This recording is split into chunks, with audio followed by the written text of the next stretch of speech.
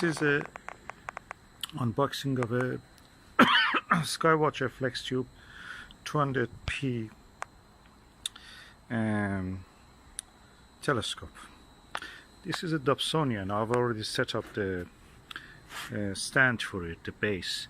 This is Sky-Watcher FlexTube 250p. That's 10-inch, the size of the parabolic mirror of this.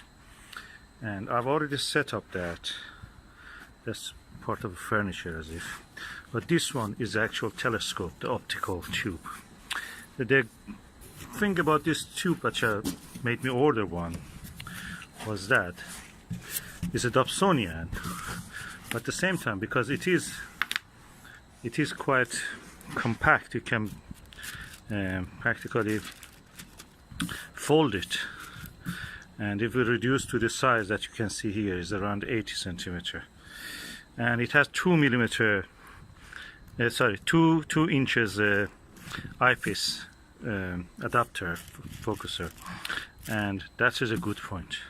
So let me just take out the individual items and let's see what is inside. Okay, I can see a quite chunky piece. Let me just use both my hands and just extract this. Okay, now I have not set up the tube upright, and I'm going to remove the plastic from the top. Okay, I'm removing the plastic. It's quite delicate optical instrument, very precise. As you can see, it has a dust cap, like a shower cap, for the top part of it, and a separate cap for the optical part. I have heard people saying that when removing this stopper here, you can actually shut it tight, so it will not be this gap of 1 inch here, and you can use this dust cap on the top part. It will be completely isolated. Have a look around it. It has a swiveling axis here, handles for using it, carrying it, or guiding it. These are the screws that you can loosen up and extend the 4 individual bars to extend the tube. That is the massive eyepiece focuser, and you can see the size there. I'll go from the other side and show you. And you can see the massive eyepiece focuser from this angle, and this is a 10-inch telescope, 250 millimeter, and focus 1200. So the F number, or focal ratio of this, which means that how wide you can see the sky, the angular width of the sky to see through this, is quite good. It's less than 6, 5.7 or 8. I'm now going to lift it and put it on the stand and see how it will do. Wish me luck. I'm now going to lift it and put it on the stand and see how it will do. Wish me luck. Okay, I'm now going to put the optical assembly tube into the base, the stand, and as you can see, it has a handle for carrying, for 1.4 eyepieces space, also for 2-inch eyepieces here. So let's do it now. Oh, that was easier than what I thought. You must try it with a German equatorial mount to know what I mean, how easy it is. Those are difficult. Okay, this is the eyepiece holder. Look at it, how chunky it is. I have got this eyepiece for that. 3 very good eyepieces, good quality, top notch, max vision ones. And I'm going now to extend the tube and probably have a look into the mirror. Now, as you can see, I've extended tube, and this is the full length of the telescope. I can say this is around 150 or 40 and how easy it is to maneuver it around. So you can make it up to the lowest point, which is, and it stays the way that it is. You can extend it almost horizontal, yeah. And if you want to go the opposite way, it doesn't go that way. What you will do, you turn the base, and again there is a handle here. You will turn it like that. And now let us see the actual optical assembly tube. That's the cap, dust cap. This is the beautiful mirror of this lovely telescope.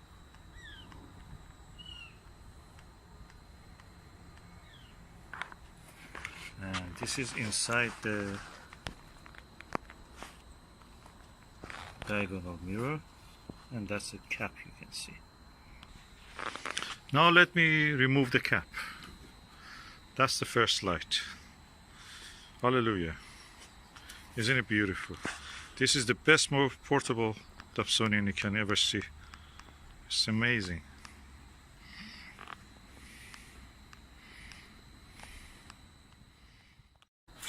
Of course, this is the telescope itself. Looks like a Keck telescope or like a Mount Palomar. And that's a giant mirror. And this is the instruction manual, astronomical telescope user guide, brochure introducing the different products from the manufacturer, 10mm eyepiece, 25mm eyepiece, which is a wide angle. So I'm going to use that. And this is what we were looking for. That's the eyepiece holder. What before that we can do, look at the viewfinder. As you can see, this is the viewfinder. On its own is a telescope on its own. I can say this is probably around 50mm and quite impressive size for an eyepiece. I can use it as a telescope. Now I'm going to put the viewfinder here. It's very easy. It's a dovetail bracket. It slides here. So I'm going to do it now, and I will show you the result. I cannot stop admiring the ease of installation in this telescope. Everything is so easy to work with. Telescopes, you know that. Even the smallest one with the German equatorial one are a pain to work with. This is such a giant telescope and it's so easy. Okay, I've installed the viewfinder, and I'm now removing the cap of it to show you the lens. This is the first view of the lens. Beautiful. And I'm now going to remove this lens cap on the end part of it. And let us see how it looks if I look through this viewfinder. It should be a wide angle view. I noticed that the telescope a little bit slides down, so probably I should adjust the tension and the spring or whatever I have to do here. I'm sure there is something for that. And anyway, that's something that I have to read the manual for that. At the moment I'm not going to interfere with this. I'm just putting the lens cap, removing the lens cap from this cap from the viewfinder, just to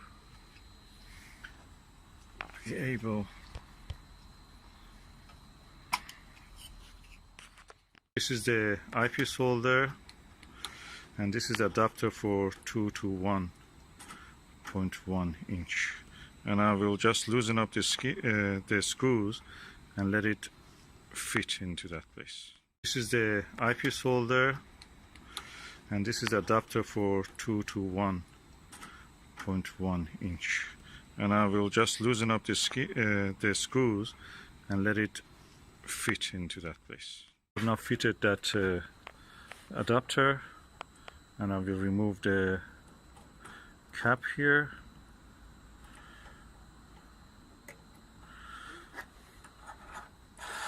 Oh, it's wonderful. I can now adjust this also to hold it in place. This is the view for the eyepiece, and you can see the roof. Now I'm going to put the eyepiece into this and look at some views.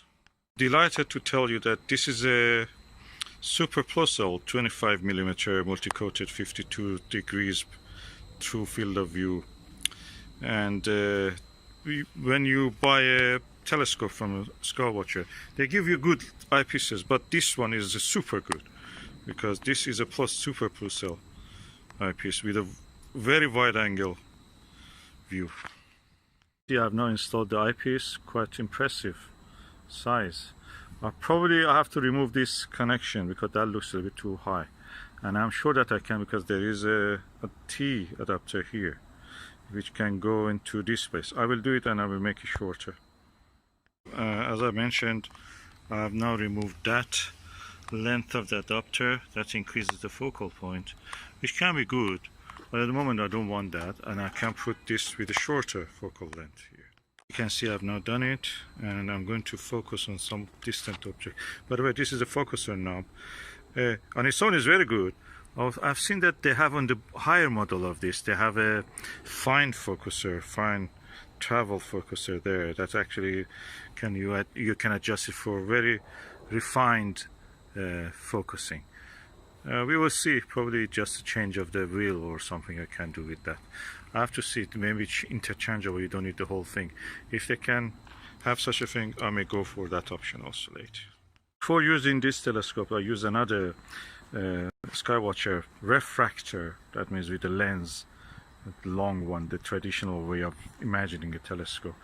And I can say the image you see with this is superior, clear, crystal clear. You can see individual rocks in the far distant buildings, individual grains, specks of the dust, and over in the shape of a lichen on a tree, far away trees. That's amazing quality. I'm really happy I got this. And guess what? This was not bought new. It was bought new 2018 July, but I bought it as a second hand, and for a really bargain price of $350 from auction site. That's amazing. This is a telescope that would have cost in the past probably 1,000, 2,000 pounds, and the new is actually that price, around 900 pounds. And in the step I can just dismantle it now. I've put all the lens cap. Now I collapse the telescope back. Okay, I already have put the telescope down. Now put the cap on it. The cap is back, and now remove the viewfinder